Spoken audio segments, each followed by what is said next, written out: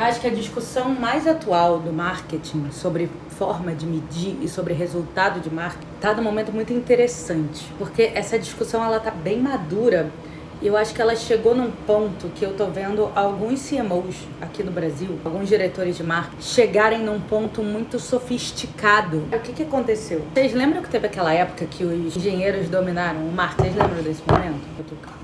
Basicamente, a história do marketing é o seguinte. Estava muito conceitual. Se você pega Kotler, se você pega Acker, cara, que são teóricos muito importantes do marketing. E se você tenta olhar o que embasa, né, as teorias deles, vocês vão ver que é tudo muito ensaio, como fosse um ensaio. Não é que eles foram lá e pegaram conjuntos de dados e viram como né, o marketing funciona.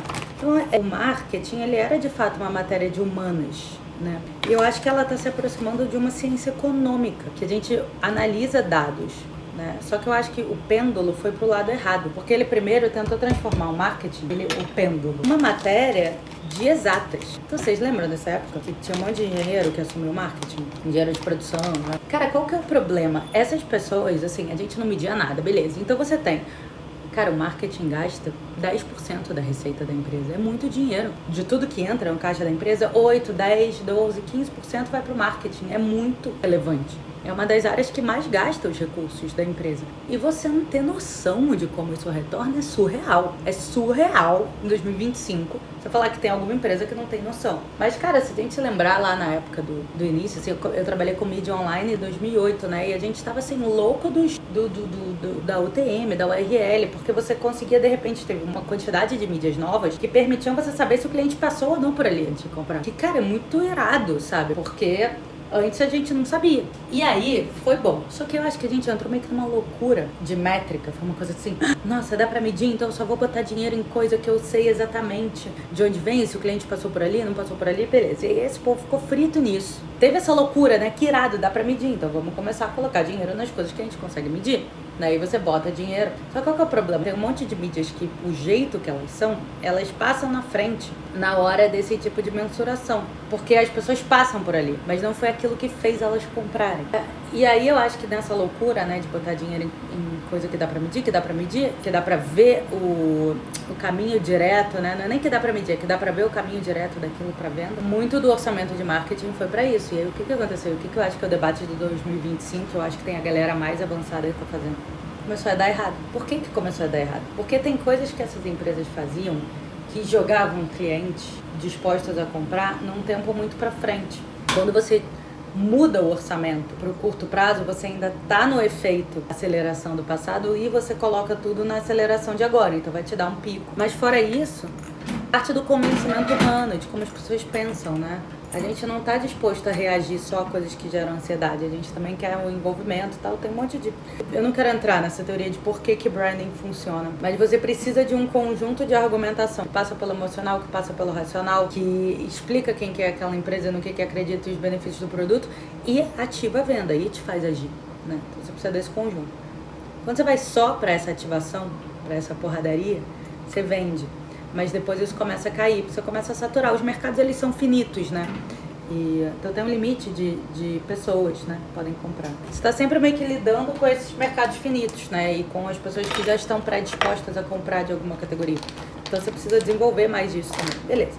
E aí as pessoas começaram a ver o resultado cair, porque a mídia saturou, porque a mídia ficou mais cara, porque eles gastaram, as pessoas estavam dispostas a comprar. E aí aconteceu a mágica. Qual foi a mágica que aconteceu? Essas pessoas foram estudar marketing, mas não marketing, o conceito e o propósito. Foram estudar marketing de quais são os conjuntos de dados que existem academicamente, que mostram.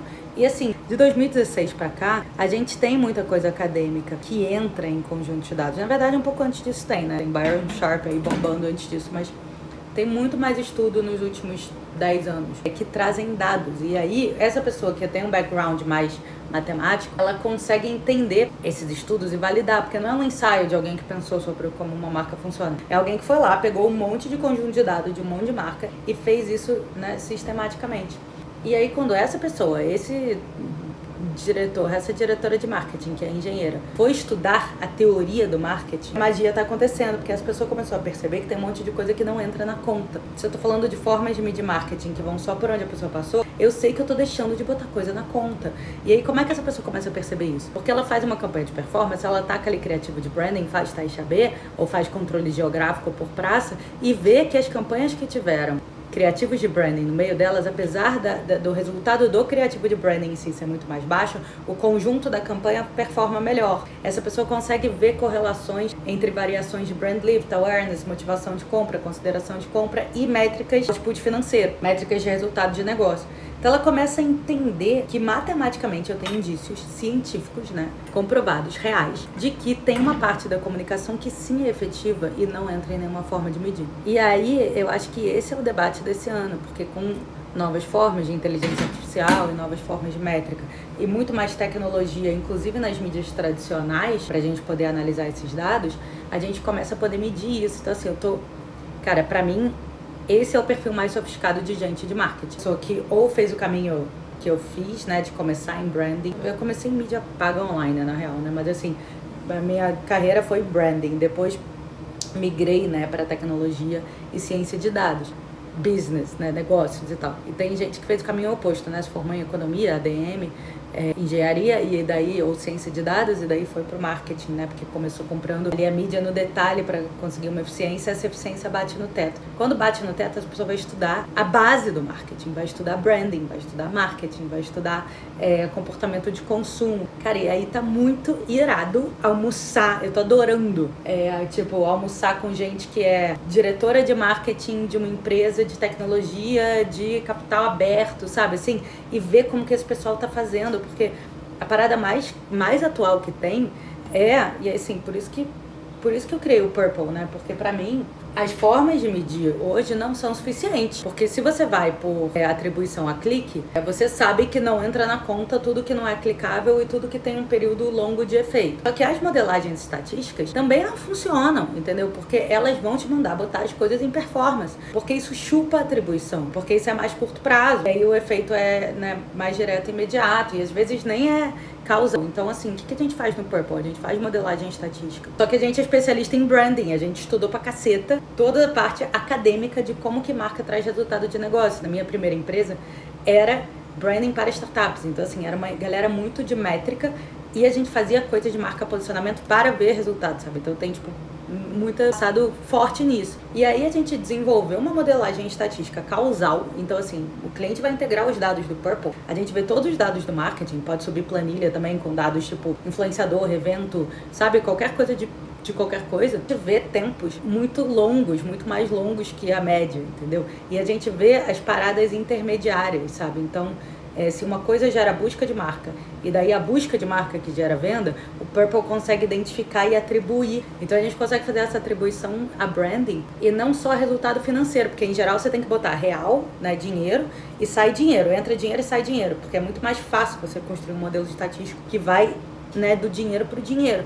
A gente falou, cara, não, mas eu quero poder que o output seja, que o objetivo de marketing seja MQL, seja lead de marketing, ou que seja, sei lá, qualquer coisa que você quiser, entendeu? Então o seu objetivo não precisa ser o fundo do funil, venda em reais, pode ser qualquer coisa em qualquer ordem de grandeza, só não pode ser taxa, mas qualquer ordem de grandeza pode. E a gente construiu o algoritmo para ele conseguir funcionar desse jeito. Então tanto a atribuição quanto a realocação do investimento, ele respeita e visualiza branding no meio do caminho, entendeu? E aí vai explicando por quê, aí tem outras coisas, percepção da marca e tal, para as empresas irem entendendo, porque para mim esse é o debate que falta no marketing, porque a gente tem que ser mais científico, mas não adianta a gente ficar frito nas métricas de performance de fundo de funil e nem entender o que tá gerando isso, sabe? Também não adianta a gente ficar frito do awareness, porque essa porra não vai mudar de um dia pro outro, porque isso não gera, às vezes você tá mexendo na métrica e isso não impacta resultado, então tem que poder conectar todas as paradas, sabe? E eu acho que a discussão mais atual é essa, sabe? É o que de fato gerou causar essa conversão. E o que gera o que no meu marketing? Que sistema é esse? Que tendência de crescimento é essa que eu tô gerando para minha marca no futuro? Posso talvez depender menos de vender cada né, de estimular cada venda. E que é incremental? Então, o que você bota dinheiro? Eu tô vendo casos de empresa que estão tirando dinheiro e vendendo igual, sabe? Aí alguém comentou, eu fiz esse post, alguém comentou, tipo, a gente aqui acredita em campanha 360. Eu também, gente. O mix de mídia é muito importante. Inclusive, um paper que saiu esse ano, ele saiu há 2, mas agora que ele foi revisado por peer review lá, ele fala isso, cara, os mix não são iguais, não é todo TRP ou GRP que é igual, né? Tipo, você fazer uma campanha no cinema é diferente de fazer uma campanha no TikTok, sabe? É diferente. E aí eles analisam esse mix, essa combinação das mídias, eles encontraram vários arquétipos, inclusive que tem fit com mais indústria. Tipo, tem alguns que se você é consumer good, se você é bem de consumo, ele funciona melhor. Se você é tech, ele funciona melhor. Então, tipo, tem um conjunto de perfil de mídia que muda a forma como a pessoa percebe, e a forma como a pessoa percebe impacta o comportamento dela, porque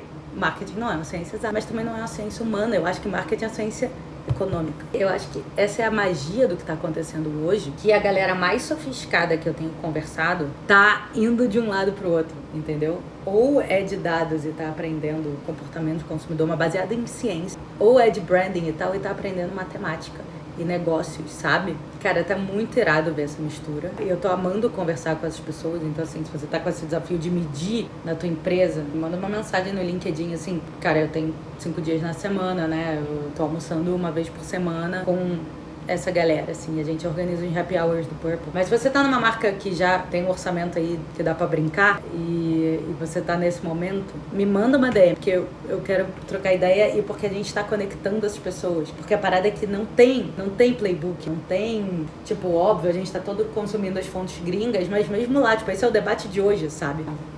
E eu acho que se a gente se unir aqui no Brasil e trocar mais, eu acho que a gente consegue participar no mesmo nível, até propor algumas coisas, porque a gente é muito melhor criativamente, sabe? A gente tem um conjunto de mídias aqui muito específico no Brasil, né? A forma que a mídia é estruturada aqui.